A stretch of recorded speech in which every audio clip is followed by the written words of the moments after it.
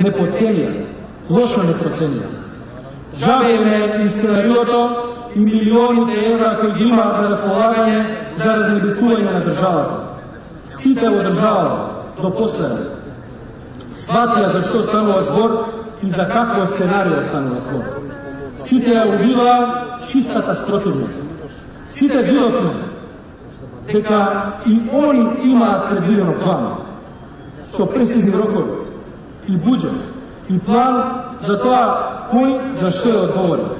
Но за жал, тоа не е план за напредок и проекти, не е план за нови патишта и болници, ниту план за нови школи, водоводи, субвенции и отварање на нови фабрики.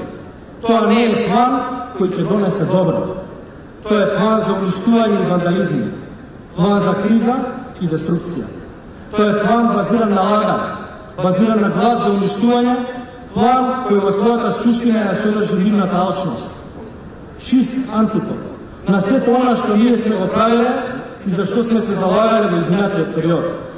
И тука се гледа разликата. Така јасно, така чисто, како да споредуваш црно и бело. Се обидаа и да внесат страх, да не заплашат, да не поколебаат. Но, како што се вели, страхот е страшен само за оние што му се плашат. Ние не им се плашавме, ниту пак им се плашиме. Силно и цврсто на нозе стоевме и ке стоиме. Се дека знаеме за кого се бориме. Се дека се бориме за државата, нема повлекување, нема одмор, нема не можам, нема калкулирање, нема страх од никого. Најмалку од Заев и од неговото викање по емисии и пресконференции. Тој вика и се заканува затоа што тој се плаши. Тој е уплашен. Уплашен од себе и од тоа што го вети. И од тоа што го направи. Но посебно од тоа што треба да го направи.